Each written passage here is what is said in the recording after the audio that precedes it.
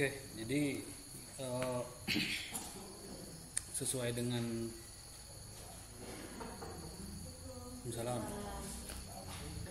Nah, jadi dalam mempelajari mata kuliah ini ada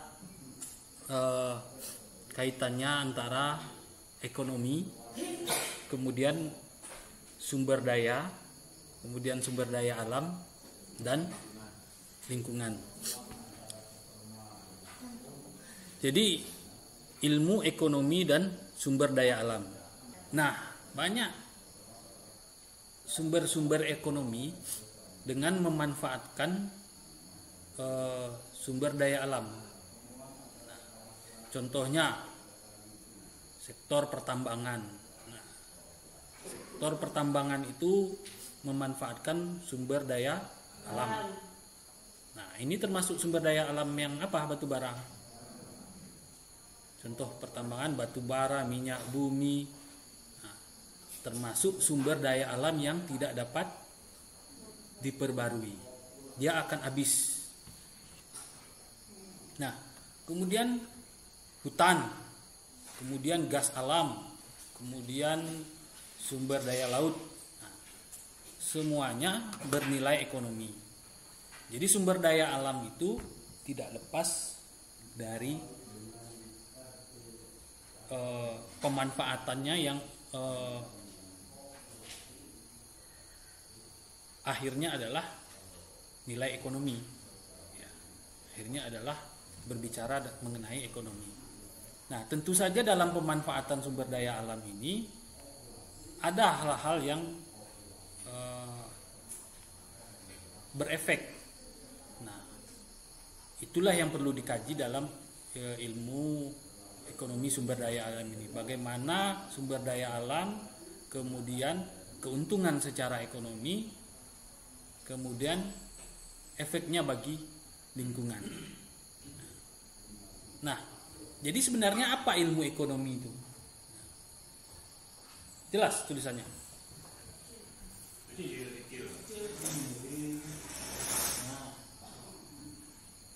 Pemilihan sesuaikan.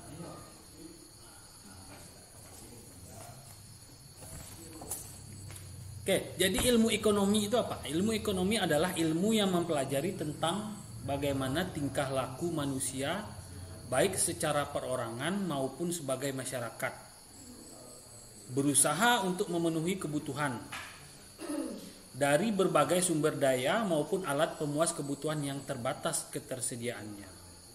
Nah, jadi kebutuhan ini sebenarnya relatif tidak terbatas. Kebutuhan manusia kan tidak terbatas kan. Manusia pingin apa saja. Salam. Berbeda dengan hewan. Kalau hewan sudah berburu, sudah kenyang perutnya ya udah tinggalkan, walaupun masih sebesar separuh sapi itu, misalnya singa, harimau. Ya, kalau dia sudah berburu, dia makan, kenyang perutnya ya sudah tinggalkan. Tapi kalau manusia sudah dapat satu pingin dua, dapat dua pingin tiga, punya mobil satu pingin nambah lagi mobilnya sampai mobilnya banyak. Nah, seperti contohnya Crazy Rich yang heboh. Nah, mobilnya banyak kan. Kalau dipikir-pikir beli mobil 7 miliar 8 miliar, kalau dibangun pesantren sebesar apa pesantrennya. Nah, jadi itu naluri manusia ya sebenarnya, naluri manusia baik perseorangan ataupun masyarakat berusaha memenuhi kebutuhannya. Nah, kebutuhan ini sebenarnya dari alam itu terbatas. Nah, dari berbagai sumber daya maupun alat pemuas kebutuhan yang terbatas ketersediaannya. Jadi kebutuhan manusia itu sebenarnya tidak terbatas, tapi alam ketersediaannya terbatas. Nah, contohnya kebutuhan manusia akan tempat tinggal. Nah, sekarang kalau di Kabupaten Bungo saja, kalau Anda hitung berapa jumlah perumahan KPR, banyak kan? Orang berduit dikit, punya lahan, buka KPR, perumahan. Otomatis kalau membuka perumahan kan harus membuka lahan ya, hutan ditebang. Nah, kebutuhan industri misalnya. sektor sawit. Semakin banyak permintaan CPO minyak sawit, semakin banyak juga pertumbuhan perkebunan sawit. Di mana-mana orang buka perkebunan sawit. Nah, karena ada permintaan di sana. Karena ada permintaan, timbullah supply. Timbullah banyak permintaan CPO, ya, kebun sawit ditingkatkan, jumlah CPO ditingkatkan. Nah, sementara lahan itu terbatas, tidak ada bumi kedua gitu. Ya, dunia ini ya besarnya segitu saja gitu. Nah, kalau misalnya dunia ini bisa di-cloning, ya mungkin bisa lahan. Ini udah habis di bumi 1, kita pindah ke bumi 2. Atau ada berencana pindah ke planet Mars misalnya. Ya, untuk sementara belum bisa kita pindahkan. Nah, jadi sumber daya ataupun sumber daya alam itu ketersediaannya terbatas. Sementara kebutuhan manusia itu tidak terbatas. Ada saja yang diambil dari alam. Nah, kemudian ilmu ekonomi juga dikatakan sebagai ilmu tentang proses bagaimana seseorang atau masyarakat mengambil keputusan tentang bagaimana menggunakan sumber daya alam dan alat yang langka. Nah, kemudian ilmu yang mampu memberikan informasi yang baik dan berguna dalam pengambilan keputusan pribadi, pemerintah maupun dewan perwakilan rakyat. Itu adalah ilmu ekonomi. Nah, secara konvensional sering didefinisikan sebagai ilmu yang mempunyai bagaimana manusia mengalokasikan sumber daya yang langka. Dengan kata lain, seberapa besar sumber daya harus diekstraksi sehingga menghasilkan manfaat yang sebesar-besarnya bagi masyarakat. Enak kalau sumber daya alam itu, sumber daya itu yang bisa diperbarui. Contohnya apa yang bisa diperbarui? Hutan kan? Hutan memang bisa diperbarui kan? Tetapi keanekaragaman hayatinya sulit diperbarui. Tahu keanekaragaman hayatinya? Nah, sekarang yang sudah mulai punah jenis-jenis pohon tertentu apa? Sudah mulai langka, sulit mencarinya. Kalau dulu dibuat kusen sama pintu, tembesu sudah mulai, jati sekarang sudah ada yang mulai membudidayakannya. Tapi jati, kulin payah itu. Yang keras itu apa? Kalau semakin direndam di air tuh, biasanya di perumahan-perumahan untuk tonggak kakinya, perumahan rumah panggung itu pakai kayu apa? Kulin. Semakin direndam dia semakin keras. Nah, itu sudah sulit sekarang nyari. Hah? Apa? Sengenggih orang nyebutnya. Kayu keras. Nah, itu langka sudah. Tetap keras. Nah, itu sudah langka. Kalau kita cari hutan itu sudah langka. Nah, jadi orang membutuhkan Nah, karena kebutuhan orang itu, disitulah ada nilai ekonomi kan, dijual kayunya, harganya itu. Namun ketersediaannya terbatas kan, sumber daya itu, tapi kebutuhan ada saja. Jadi sumber daya alam terbatas, sementara manusia atau kelompok orang masyarakat tetap membutuhkan sumber daya alam itu yang jumlahnya terbatas. Berarti keinginan manusia tadi tidak terbatas jumlahnya, sementara sumber daya alam terbatas. Nah, jadi itulah ilmu ekonomi sebenarnya. Kalau ada istilah pernah menyebutkan pendapatan yang sebesar-besarnya dengan pengeluaran yang sekecil-kecilnya, gitu kan? Nah, tapi kalau di alam, ya bagaimana alam ini tetap harus lestari, sebenarnya pendapatan juga masuk gitu. Nah, itu yang sebenarnya konsepnya itu. Nah, sekarang banyak konsep lestari itu sudah mulai diperbicarakan ya, konsep lestari, ya, tahu lestari. Nah, tetap sebagaimana mestinya gitu kan. Hutan misalnya hutan lestari gitu kan. Nah, jadi ilmu ekonomi dengan sumber daya alam ini memiliki saling keterkaitan. Ilmu ekonomi bagaimana cara memenuhi kebutuhan manusia, sementara kebutuhan manusia itu dari alam, sementara alam menyediakan terbatas. Kita tidak tahu nih prediksinya 20 tahun ke depan. Nah, 20 tahun ke depan usia saya kalau masih hidup itu 60 tahun. Usia Anda berapa 20 tahun ke depan? 50. Kita tidak tahu. Hah? 40. Mungkin 40 itu sudah beranak 2, beranak 3. Hah? Tidak apa-apa. Asal sanggup menghidupi. Ya. Tapi ini masalah pertumbuhan jumlah penduduk. Nah, jumlah penduduk yang banyak tentu saja akan memiliki kebutuhan yang banyak kan. Nah, kebutuhan itu nanti diambil dari mana ya? Dari alam. Nah, otomatis alam terserap terus sumber dayanya untuk pemenuhan kebutuhan manusia. 20 tahun ke depan tidak tahu bagaimana keadaan. Hutan bagaimana bentuk hutan. Jangan-jangan mungkin jengkol tidak ditemui lagi.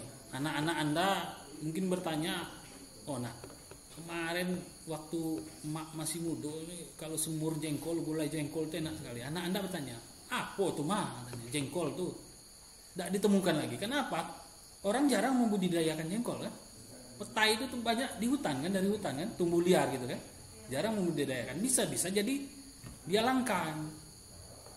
Nah, kalau ada yang berminat sekarang punya lahan, buatlah kebun jengkol sama petai.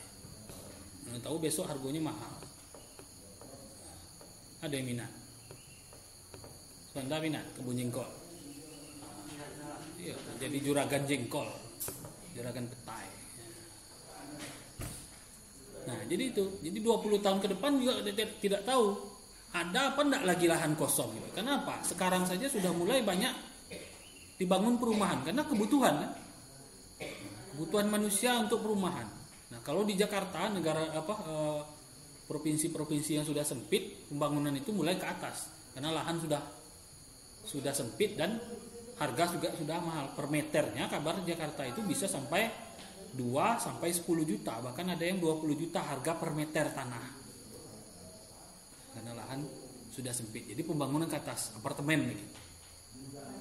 Ya.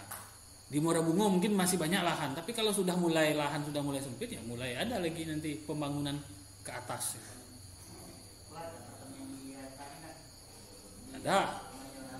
Ada. Sering dia ke sana.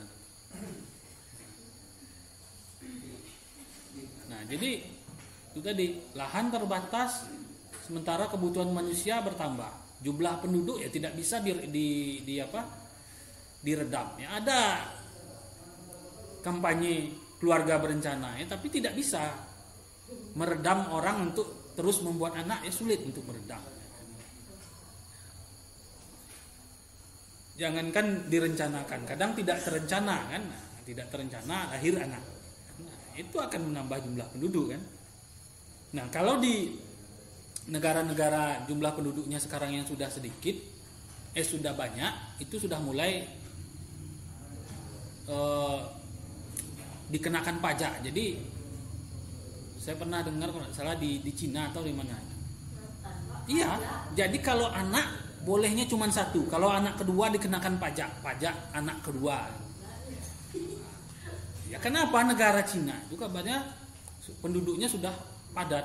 Cina, India itu padat penduduknya. Hah? Tidak tahu lah. Mungkin Indonesia ada. Tidak tahu jumlah penduduk Indonesia. Nah, keempat. Nah, jumlah penduduk. Nah, tapi ada beberapa negara yang sekarang penduduknya sedikit, malah kalau ingin beranak dikasih insentif sama pemerintahnya. Dikasih insentif. Di negara mana tuh ada saya baca kemarin ada salah satu negara, ya. Bahkan ada salah satu negara yang saya baca itu dianjurkan satu suaminya itu punya istri lebih dari 1. Nah, supaya rajin beranak gitu kan, karena untuk menambah jumlah penduduknya gitu. Ya. Nah itu karena apa, mereka berpikir kalau sempat 10 atau 20 tahun ke depan jumlah anak ini sedikit, otomatis generasi penerus mereka siapa gitu kan. Kalau saya lihat di TV Jepang itu sekarang ada TK, taman kanak-kanak itu sudah mulai sepi. Siswa TK itu 1, 2, 5 orang, 10 orang. Ya kenapa? Saya baca juga warga Jepang itu malas untuk berkomitmen untuk berkeluarga. Katanya kalau sudah berkeluarga, apalagi perempuan, itu akan mengganggu aktivitas dia, kebebasan dia. Kalau sudah berkeluarga tidak bebas lagi. Itu. Tapi kalau dalam Islam berbeda ya, kita dianjurkan sunnah untuk menikah itu. Ya, sunnah untuk menikah itu. Nah, ya. Penasaran apa? Penasaran menikah? Ya menikahlah. Oke, nah kemudian ekonomi. Tadi ilmu ekonomi. Sekarang sumber daya. Mata kuliah kita kan sumber daya. Sumber daya itu apa? Sesuatu yang dianggap memiliki nilai ekonomi, itu sumber daya. Komponen dari ekosistem yang menyediakan barang dan jasa bagi kebutuhan manusia. Nah, ada buku ini The Wealth of Nation, Adam Smith dalam bukunya Wealth of Nation. Sumber daya adalah seluruh faktor produksi yang diperlukan untuk menghasilkan output. Nah, kalau mau bacanya saya kirim file PDF-nya, ada di bukunya ini.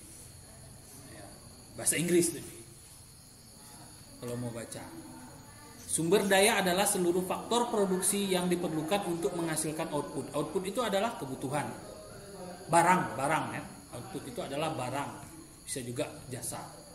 Nah, itulah sumber daya.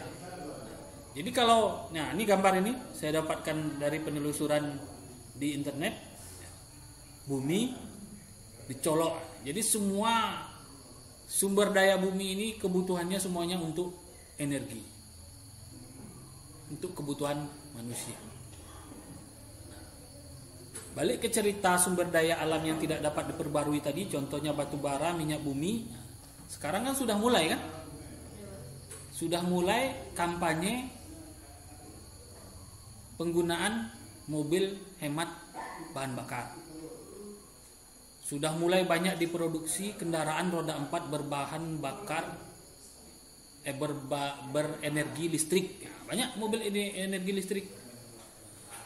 Di Indonesia sudah mulai ada satu, di daerah Jawa sudah mulai ada SPBU, stasiun pengisian SPBE elektrik ya Pak, elektrik umum. Jadi kita tinggal singgah di sana, ngopi sebentar, mobilnya dicas. 1 jam casnya full, bisa untuk 400 kilo. Mungkin Anda 10 tahun ke depan, 40 tahun ke depan, motor, kendaraan roda 2, mobil itu tidak pakai minyak lagi, tapi dicas. Ya. Saya juga pernah baca salah satu artikel 2035 Indonesia sudah tidak memproduksi lagi kendaraan roda 2 berbahan bakar minyak. 2035. Berapa tahun lagi tuh? Bentar lagi dah. Sekarang 2002, 15 tahun lagi. Ya sebentar, itu 15 tahun lagi tuh. Nggak terasa, 15 kali lebaran. 15 kali Ramadan. Itu kabarnya 2035 tidak diproduksi lagi motor minyak.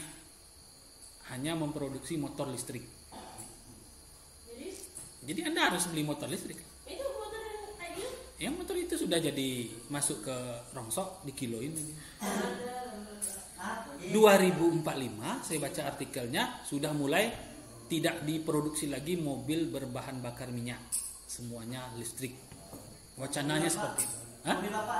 Oh, di kiloan lagi. Kalau sekarang kan sudah mulai itu. Di taman di depan di samping pengadilan itu, kejaksaan, itu kan ada sewa sepeda listrik itu kan? Sudah mulai. Kalau di berapa? Sejam. Kalau beli, saya lihat ada motor elektrik ya, yang 25 juta, 20 juta motor listrik. Nah, kenapa motor listrik? Karena dia tidak bergantung ke sumber daya alam yang tidak bisa diperbarui.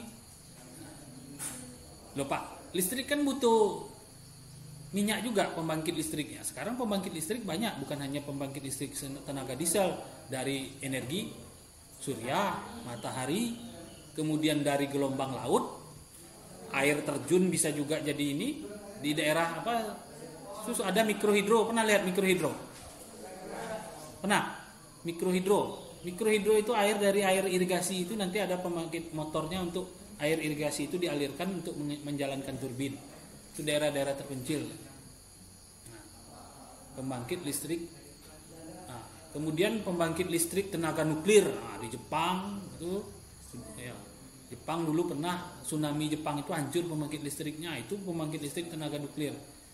Kemarin juga pernah saya baca artikel di Indonesia katanya mau dibangun pembangkit listrik tenaga nuklir. Tapi masalahnya apa? Masalahnya kalau misal terjadi kebocoran nuklir, nah, kena radiasinya kepada manusia. Kalau radiasi nuklir pada manusia apa yang terjadi? Jantung bocor. Nah, bukan. Mutasi genetik. Entar lagi kok. Sumber daya adalah suatu nilai potensi yang dimiliki oleh suatu materi atau unsur tertentu dalam kehidupan. Sumber daya tidak selalu bersifat fisik, tetapi juga non-fisik. Sumber daya ada yang dapat berubah, baik menjadi semakin besar maupun hilang. Dan ada pula sumber daya yang kekal, selalu tetap. Nah, apa contohnya? Ya, air, udara, sinar matahari. Tapi kalau dilihat sekarang air di beberapa tempat sudah mulai susah. Ya, sungai mengering. Kalau tidak mengering, tidak bisa digunakan. Batang tebu, batang bunga itu kalau sudah warnanya seperti kopi susu itu bagaimana cara menggunakannya lagi? Untuk mandi saja kita ngeri. Ikan di dalamnya entah bisa hidup tidak lagi. Ada yang coba Goyok. Nah, kalau sudah air seperti itu, apa yang akan efeknya banyak kan? Kehidupan manusia berefek, ikan-ikan juga di situ hilang nanti. Jangan-jangan besok tak nemui lagi ikan dari sungai besar kayak itu, ikan apa? Ikan baung mungkin lah ada lagi tak bisa. Lalangka mungkin, tapau, belido, semah di dekat sungai-sungai batu dah, berbatu-batu dikit. Semah itu juga butuh susah. Di air jernih pun susah. Semah. Nah, itu bisa-bisa 10 tahun 20 tahun lagi anak Anda tidak pernah ketemu lagi ikan semah tuh enak dia dulu nak digulai pakai tempoyak. Wih. Nah, tuh ya. Apalagi kepalanya digulai. Anak Anda cuma ngango, anak Anda cuma menemuin apa besok? Bukan menemuin sosis, nugget. Itulah yang ditemukan.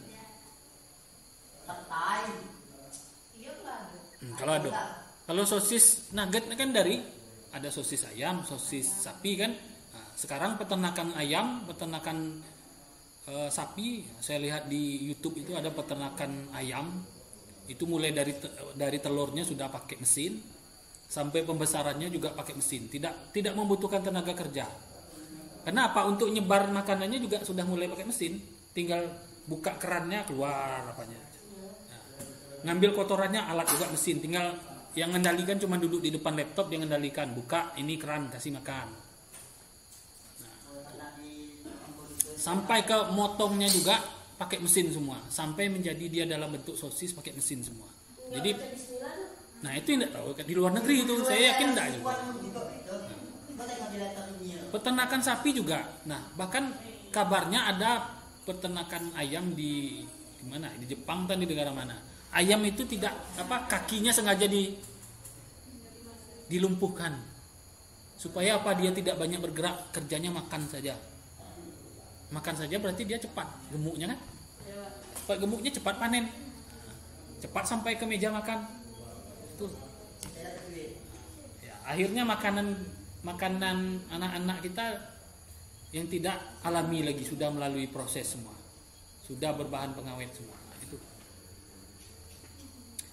Oke, nah ini sumber daya, kemudian sumber daya alam. Nah, sumber daya alam ialah suatu sumber daya yang berbentuk karena kekuatan alamiah.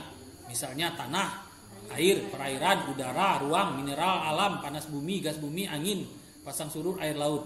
Nah, ini ilustrasi gambarnya. Menurut Sukanto, sumber daya alam adalah sesuatu yang berguna dan mempunyai nilai di dalam kondisi di mana kita menemukannya. Sumber daya alam meliputi semua yang terdapat di bumi, baik yang hidup maupun benda mati yang berguna bagi manusia.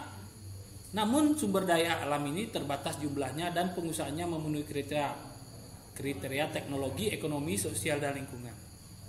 Seharusnya seperti itu. Teknologinya mampu untuk mengambil sumber daya alam ini, ya seperti contohnya ini apa? Tambang minyak lepas pantai ya, lepas pantai di tengah laut gitu. Kalau kerja di sana tuh sebulan kerja, sebulan di rumah. Karena kerjanya di tengah laut, pakai helikopter diantar ke sana. Pakai helikopter diantar ke sana, kerjanya di sana di tengah laut. Kemudian pulangnya sebulan, biasanya seperti itu. Off, tinggal di rumah, nanti sebulan lagi di tengah laut lagi, pulang. Tapi sanggup kerja di situ, tapi gajinya besar. Gajinya bisa sampai 30-35 juta. Hah? Tsunami ada, mungkin adalah apanya tuh, mesin penyelamat. Ya. Nah, ini apa? Ikan, sumber daya alam ikan. Nah, kalau ikan ini selama dijaga dia terus ada kan? Nah, tapi kalau semuanya pakai pukat harimau, tahu pukat harimau? Pukat harimau, semua yang kecil sampai yang besar terangkut semua dengan pukat itu. Habis. Teluk-teluknya habis juga. Baby ikan tuh habis juga diangkat semuanya. Nah, habis. Nah, mana lagi nak dimakan? Jangan-jangan besok dah menikmati lagi ikan laut kakap merah yang paling mahal. Yang mahal kakap merah. Suka makan ikan?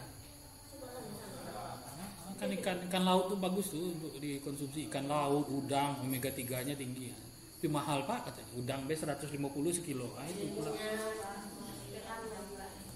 Habis baterai. 4 menit lagi. Baterai habis.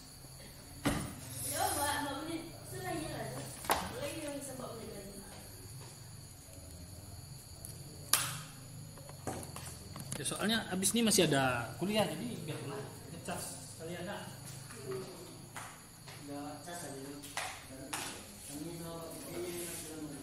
Ruangan sini enggak?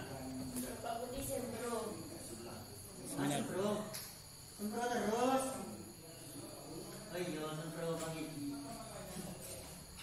Oke, nah inilah definisi sumber daya alam. Nah, kemudian lingkungan. Nah, mata kuliah kita ekonomi, sumber daya alam, dan lingkungan. Nah, ini lingkungannya. Lingkungan itu apa? Semua yang mempengaruhi pertumbuhan manusia atau hewan. Lingkungan hidup. Nah, jadi ada perbedaannya lingkungan dengan lingkungan hidup. Lingkungan hidup kesatuan ruang dengan semua benda, daya, keadaan, dan makhluk hidup termasuk manusia dan perilakunya yang mempengaruhi kelangsungan kehidupan dan kesejahteraan manusia serta makhluk hidup lainnya. Nah, ini lingkungan. Semua yang mempengaruhi pertumbuhan manusia atau hewan. Itu yang foto yang itu apa? Nih. Yang masa kecil yang kayak tena.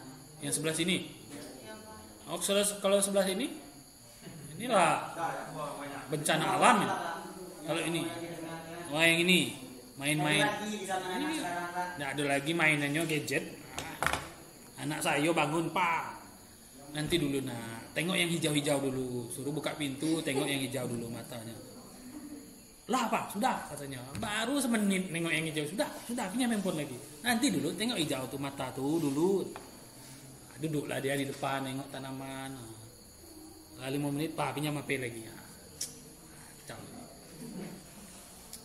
tapi harus dibatasi. Ya. Itulah zaman ayah. Fungsi lingkungan apa? Lingkungan sebagai sumber bahan mentah. Nah ini sumber ekonominya dari. Sumber bahan mentah. Bahan mentahnya apa? Baik yang bisa diperbarui ya, sumber daya alam apa? Batu bara, minyak bumi tadi kan. Kemudian apalagi kalau dari hutan? Sumber air, kayu, buah-buahan. Kemudian fungsi lingkungan yang berikutnya adalah lingkungan sebagai pengolah limbah secara alami. Contohnya apa? ada beberapa jenis tanaman tertentu yang sifatnya sebagai tanaman remediasi. Jadi istilahnya fitoremediasi, jenis tanaman yang bisa memulihkan tanah. Jadi misalnya tanah itu mengandung logam berat, nah dia bisa tumbuh. Beberapa contoh yang bisa menyerap logam berat itu tanaman seperti kangkung, enceng gondok. Nah, jadi hati-hati mengkonsumsi kangkung itu sebenarnya. Kangkung yang ditumpuk di tempat berlimbah, limbahnya itu akan ikut ke dalam kangkung tersebut. Nah, kalau misalnya air rawa itu bekas limbah pabrik, bahaya juga. Satu lagi yang genjer, tahu genjer kan? Nah, genjer itu juga tuh berbahaya tuh. Kalau misalnya dia hidup di tanaman berlimbah, sebenarnya enak genjer itu. Genjer itu enak dan manfaatnya apa? Ya kan Pak, kalau genjer memang hidupnya di ini.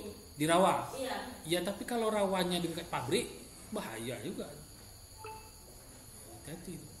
Di sungai. Nah, kalau rawa sawahnya masih alami, ya kemudian kadar pupuknya masih sedikit, insya Allah aman. Kenapa? Fungsi genjer itu juga ada tuh untuk kesehatan. Dia bisa melarutkan lemak dan minyak di lambung. Larutnya. Satu lagi ada selada air. Tahu selada air? Sayur. Ada hobi makan sayur. Selada air tahu. Tak tahu selada air.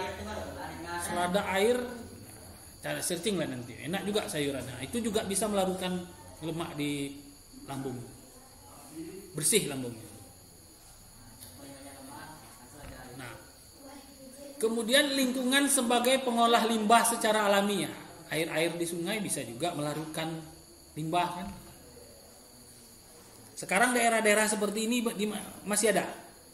Daerah-daerah seperti ini. Hah? Masih enggak? Pindah. Kalau di Bungo mungkin kita sulit nyarinya. Kalau daerah Kerinci mungkin masih ada. Dusun ada lagi, Pak. Ada lagi. Nah, jadi rumah PTN. Dusun lah jadi rumah PTN. Iya, mana yang kebun-kebun foto lagi? Itu kan. Rumah PTN. Ada yang pakai ruang. Nah, tempat-tempat seindah itu jadikan lahan sawit. Nah, itulah fungsi Anda nanti. Kalau Anda jadi sebagai mahasiswa nanti pulang ke dusun, nah, paling tidak sampaikan ke masyarakat. Kita harus, kalau misalnya kata kaget kalau sawit kalau lahan tidak ditebang jadi sawit di mana? Kau nak hidup nak katanya. Iya, inilah sumber logikanya seperti ini. Pak ya. Kerjanya nggak banyak Pak, hasilnya memuaskan. Nah, tapi seperti ini contohnya gitu ya. Kalau kita terkenal sekarang adalah Bare Solo, kan? Tahu Bare Solo kan? Bare Solo itu karena apa? Masih banyak sawah-sawah di Solo itu. Tapi kalau sawah di Solo itu sudah diubah menjadi kebun sawit, ada tak kira-kira lagi jadi Bare Solo? Habis. Kalau sekarang kita berpikir kan gampang kan? Mau beli beras, aman lah. Yang penting tuh duit. Pergi ke Alfamart, adalah beras. Karena di Alfamart ada beras, karena apa? Masih ada orang yang menanam padi. Tapi kalau tidak ada lagi orang yang bertanam padi, akhirnya dari mana kita sumber padinya? Impor. Nah, kalau sudah impor harganya apa ya? Harganya nanti tergantung pasar impor mahal. Sekarang katanya beras banyak di Vietnam, impor Vietnam. Apa? Tidak bagus berasnya. Nah, ya, jadi perlu juga. Jadi kalau udah dibilang sawit perlu untuk sumber ekonomi ya, sekarang memang sulit ya. Tapi sisihkanlah sedikit untuk ya. Semuanya mau menanam sawit. Susah itu memang. Nantilah tanya ke ahli ekonomi bagaimana antara ya, jadi sebenarnya ya ada seimbang. Jadi sebenarnya sumber uang itu memang tidak hanya sawit sebenarnya. Nah, tapi sawit itu adalah yang paling mudah, kalau istilahnya tanda kutipnya petani malas ya sawit.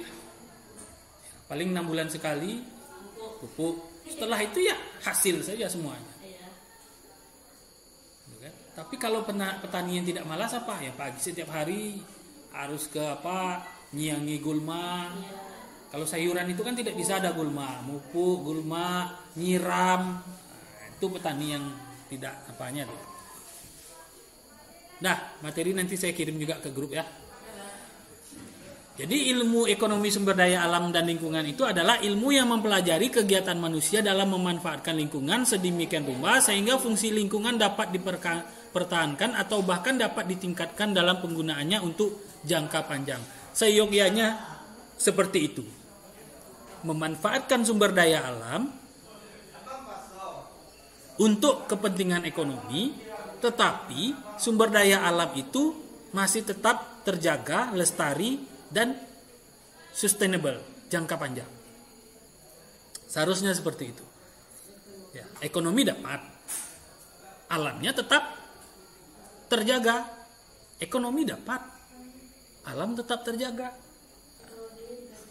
Nah, salah satu contoh ekonomi yang tetap terjaga sekarang dengan pemanfaatan alam, industri apa? Pariwisata. Pariwisata, contohnya apa namanya? Luber, contohnya Luber itu kan. Alamnya dibiar seperti ini. Lubuk Beringin, Lubuk Beringin, itu baru Luber, Beringin, Lubuk Beringin, Lubuk Beringin. Contohnya, Lubuk Beringin itu kabarnya sudah sampai ke internasional tuh, kanalnya. Tapi kalau perilaku orang di sana tidak menjaga lingkungannya, bisa-bisa Lubuk Beringin itu tidak mau lagi dikunjungin orang.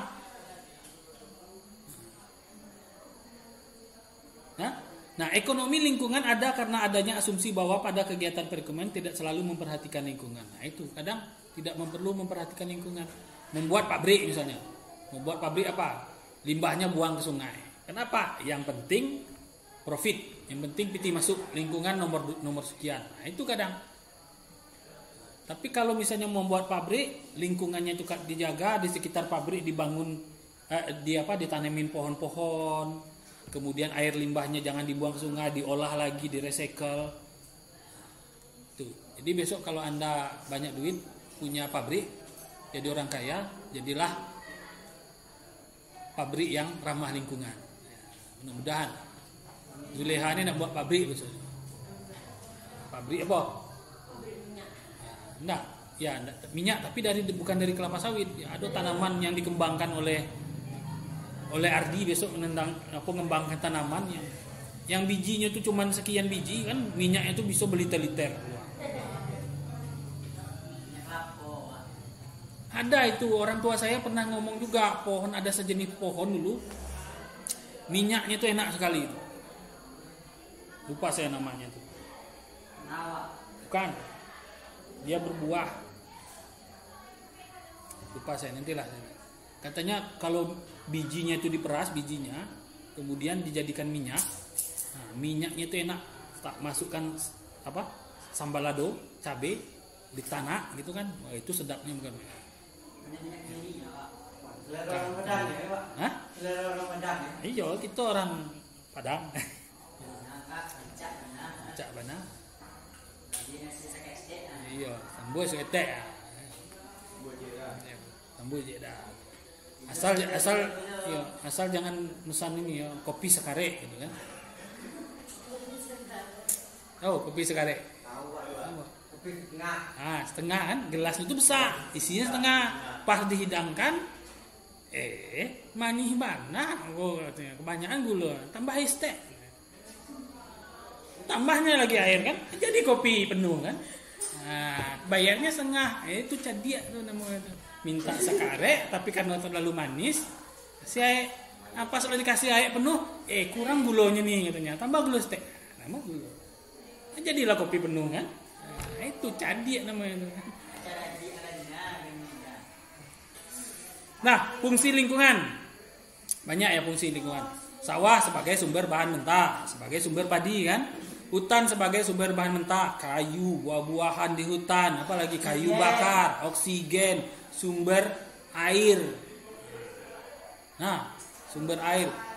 Ikan di laut merupakan sumber bahan mentah ya untuk apa? Sumber-sumber lemak yang sehat, omega 3, ikan, garam, laut. Nah, itu. Fungsi lingkungan yang lain. Nah, ini luber. Nah, sungai sebagai pengolah limbah alami dengan kemampuan memperbaiki lingkungan ini. Kenapa air-air limbah itu nanti masuk terserap oleh bebatuan, airnya jadi jernih di sananya kan? Beringin. Nah, ini ya. Nah, mudah-mudahan hutan-hutan di sini masih dijaga. Mudah-mudahan airnya orang tidak membuang sampah ke sungai sini. Nah, mudah-mudahan. Tapi saya pernah tahun berapa saya terakhir ke sana ya? Saya terakhir ke sana 2 tahun yang lalu. Di sini nih banyak sampah nih. Banyak orang buang sampah itu. Nah, jadi kalau misalnya Anda berjalan-jalan nanti sana pas lebaran, Anda sebagai mahasiswa ini bawa makanan, sampahnya jangan buang sembarangan. Masuk kantong, bawa balik. Jangan buang di sini. Ya. Jangan buang di situ. Atau Anda bawa dari rumah itu makanan bungkusnya jangan plastik. Daun atau masukkan Tupperware. Nah, Tupperware kan enggak menghasilkan sampah kan? Makan situ ya. Tupperware-nya masa dibuang? Harga mahal. Marah, mana Tupperware tadi buang mah katanya. Kan sekali pakai. Siapa bilang sekali pakai? Nah, kalau plastik ada di belakangnya gambar sendok garpu berarti itu bisa khusus untuk makanan. Kemudian ada gambar recycle, panah, melingkar, ada angkanya 5 kali. Berarti itu bisa dipakai berulang-ulang. Tapi kalau angkanya cuma 1 itu sekali pakai. Contoh minuman aqua itu kan. Anda balik botolnya belakang ada bacaan 1, PET 1, panah, nah itu cuma sekali pakai. Botol aqua itu sekali pakai plastiknya. Tapi kalau angkanya 5 itu bisa dipakai berulang-ulang. Gambar sendok garpu biasanya yang dibuang. Nah itu minum juga sedapatnya minum yang jangan minum air kemasan. Tapi sekarang sudah perilaku orang gitu kan. Yasinan pakai minuman kemasan. Barale pakai kemasan sehingga sudah barale itu sekarung plastiknya. Enak kalau dikumpul, kalau dibuang ke sungai ya sudah sungainya jadi hancur. Nah itu bagusnya ya digunakan kembali untuk dijual ataupun dikasih ke orang ini, ambillah sedekah untuk kau. Hah? Jangan dibakar, dimanfaatkan kembali ya, dijual kasih ke orang atau ditimbang. Tidak ada yang mau beli, jadi bakar. Sayanglah bakar itu mana polusi. Bau plastiknya itu juga tidak bagus. Bekas bakarnya juga tidak bagus, tidak bisa jadi pupuk itu nah. Tuh, sampaikan besok ke apanya? Ke RT, ke RW, kepala desa buat edaran. Buat edaran. Dilarang orang yang memakai minum kemasan untuk acara dilarang membuang, harus dikumpulkan kembali. Janganlah dibuang ke sungai. Nih. Janganlah dibuang di sungai. Iya. Nanti banjir. Tersumbat air sungainya, tersumbat. Nanti bukan gitu. Nanti kalau dibuang ke sungai, ikannya nanti plastik itu nanti termakan dengan ikannya nanti dimakan manusia kan balik-balik ke kita juga. Jadi ikannya berplastik. Nah, teratai enteng gondok merupakan tubuh yang dapat mengolah limbah secara alami. Nah, itu tadi sifatnya fitoremediasi tadi, sifatnya meremediasi. Nah, ini fungsi lingkungan lagi ya. Pantai sebagai sumber kesenangan. Contoh pantai Carocok di Painan. Enak kan? Kalau misalnya di sini sampah banyak, tidak dijaga, pohon-pohon ditebang, mana lagi indahnya, mana enak lagi. Itu loh kami waktu itu sampai ke sini. Mana banana boat. Naik.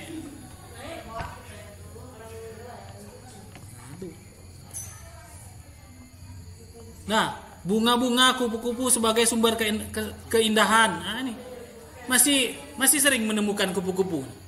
Jarang Pak, itu warna coklat kadang. Nah itu, ya kenapa? Karena bunga-bunganya sudah berkurang, kupu-kupu itu dengan senang dengan bunga-bunga itu kan. Fungsi kupu-kupu juga sebagai apa? Fungsi penyerbukan kan. Dia akan membantu penyerbukan tanaman. Nah, kapan dia ada ya? Karena kalau masih banyak keanekaragaman hayati kita. Tapi kalau sudah hutannya sudah tinggal sawit saja, tinggal apa? Kumbang, Pak. Kumbang sawit lah tinggal. Burung-burung mau ada burung jenis tertentu yang hidup di sawit? Ada. Balam suka main di sawit. Hanya cuman balam. Karena balam nyari apa? Dia nyari ini dah. Burung balam tuh nyari ulat dah. Ulat sawit tuh kan. Tapi cuma sejenis. Kalau burung itu macam-macam jenisnya, itu kan lebih indah. Ayam hutan. Iya. Tapi kalau misalnya hutan alami seperti itu, jangankan ayam. Segala ada di situ. Nah, ayo. Jenis-jenis kumbang itu banyak macam jenis kumbang. Tapi kalau di sawit mungkin sejenis kumbang satu itulah. Nah ini fungsi lingkungan yang lain sebagai keindahan kan. Nah, ini juga danau kaca ada. Danau Kaco orang nyebut kan. Di Kerinci juga airnya tuh katanya jernih. Ya di daerah Kerinci juga saya belum pernah ke sana.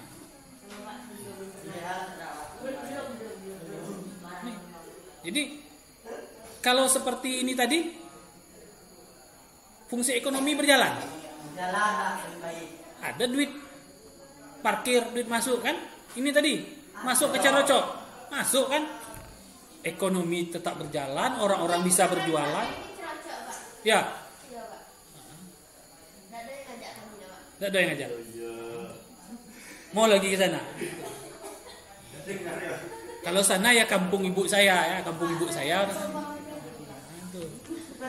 Rencananya ada. Hah? Rencananya ada.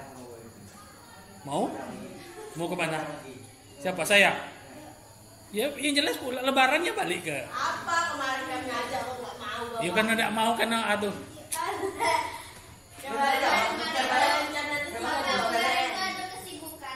Iya, ada kesibukan. Terus nih ya. Ya. Mau BB ada.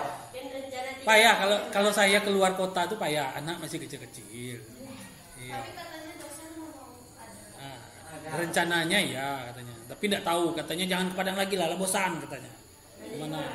Itu yang indah juga tuh daerah Bengkulu itu indah. Nah, betul juga, Pak. Bengkulu, daerah apa tanam sayur yang daerah apa namanya? Curug. Rejang Lebong. Rejang Lebong, Curug. Itu ya indah tuh. Sana tuh. Nah, ini ekonomi berjalan di sini kan dengan keindahan pariwisata ini kan. Sini juga penginapan, orang nyewakan villa, orang nyewakan rumah, ekonomi berjalan. Tapi persoalannya ini bagi lingkungan nih. Ekonomi berjalan enggak gini. Ini Danau Kaco bukan Danau Biru. Danau Kaco. Danau Kaco ya di Kerinci. Anda tahu lah mungkin cara orang motonya mungkin saya dapat dari searching juga tadi Danau Kaco Kerinci, munculnya gambar ini. Ya, pagi tadi saya searching, sudah subuh tadi. Danau, mungkin cara motonya entah dari sudut mana juga. Mungkin. Pernah ke sana? Danau Kaco. Tuh? Kayak gitu, berarti ini foto di sana. Nah, mungkin orang yang mau buat berita tadi pakai moto itu. Nah, tapi persoalannya ini masalahnya, persoalan sekarang. Bagaimana mengelola sumber daya alam itu menghasilkan bahan sebesar-besar manusia tidak mengorbankan kelestarian. Jadi orang berpikir, nih untuk nanam sawit biar mudah bakar cepat, bakar lahan. Daripada kita sewa eskavator, sewa orang untuk babat, lah berapa? Dari zaman dulu kan Pak kalau untuk pengelolaan lahan memang dibakar Pak. Tapi efeknya tidak seimbang, asapnya. Maksudnya itu Pak bukan secara langsung seperti itu semua tidak. Bang dulu, baru dibakar. Iya gitu Pak. Ya tetap saja kalau menurut saya bakar menghasilkan karbon. Nah ini efeknya sampah. Pabrik-pabrik atau aktivitas manusia yang tidak ramah lingkungan buang sampah. memanfaatkan sumber daya hutan, semua pohon yang ditebang, masih kecil tebang juga, pohon langka tebang juga. Akhirnya apa? Semua pohon hutan ditebang, satwa-satwa itu pergi ke rumah-rumah warga, monyet ada lagi tempat tinggalnya, akhirnya pergi ke rumah warga. Ya kalau Ya lah. komunitas alam yang meledak Pak. Itu akhirnya itu gajah tidak ada lagi bahan makanannya di hutan, pergi ke rumah warga. Diserbu gajah. Oke, saya rasa sampai di sini dulu. Kita lanjut besok. Ya, jadi intinya bagaimana ekonomi sumber daya alam itu dan lingkungan, bagaimana mengelola, memanfaatkan sumber daya alam untuk penghasilan ekonomi, tetapi tetap mempertahankan sumber daya alam secara lestari. Salam adil dan lestari. Bagaimana lingkungan hidup Pak? Nah itu, tapi memang itu sulit, itu berhubungan dengan perilaku nanti. Kalau tidak terbiasa sulit. Oke, saya rasa itu. Kita lanjutkan